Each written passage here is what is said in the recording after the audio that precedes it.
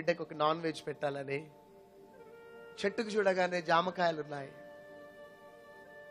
ఆ జామకాయలన్నీ కూడా బుట్టల్లో కోసుకొని కాలనీ అంతా కూడా అమ్మితే 12 రూపాయలు వచ్చి ఆ 12 రూపాయలు తీసుకొని వెళ్ళి 8 రూపాయలు పెట్టి నూకలు కొని 5 రూపాయలు తీసుకొని చికెన్ షాప్కి వెళ్ళి, బాబు ఏదైనా కొంచెం 2-3 ముక్కలు చికెన్ ఇవ్వరా అంటే, పొద్దున వ్యధవ మొహం, పోరా 5 రూపాయలు కావడరా నీకు ఇచ్చేది పో అంటే అన్ని షాపులు తిరుగుతూ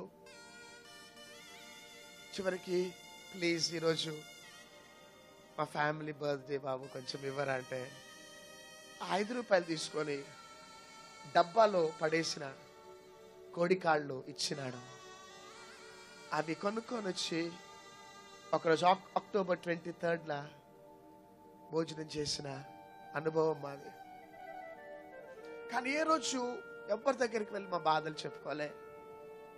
అందుకని మా బిడ్డలని కూర్చోబెట్టి పిల్లలతో మాట్లాడతా, నానా చాలా కష్టాలలో నుంచి వచ్చిన బిడ్డ, మనం బ్రతికినంత కాలం వేసేకి నమ్మకంగా ఉండాలా. ఆ రోజు ఆ విధంగా భోజనం తిన్నాం. ఈరోజు అక్టోబర్ 23 వస్తే ఆయా క్రిస్టియన్ ఛానల్స్ అంతా బిఫోరే యాడ్ వేసేస్తారు. బిఫోరే అందరు వచ్చి మా సంఘస్థులంతా మమ్మీ బర్త్డే, డాడీ బర్త్డే అని ఎంతో చేస్తారు. కానీ మేము పేదరికంలో రోడ్డు మీద ఉన్నప్పుడు మమ్మల్ని ఎవ్వరు పలకరించడానికి రాలే, ఎవ్వరు ఆదరించడానికి రాలే. ఒకటి చెప్తున్న బిడ్డ, మనకు డబ్బు ఉంటే అందరు మనతో ఉంటారు,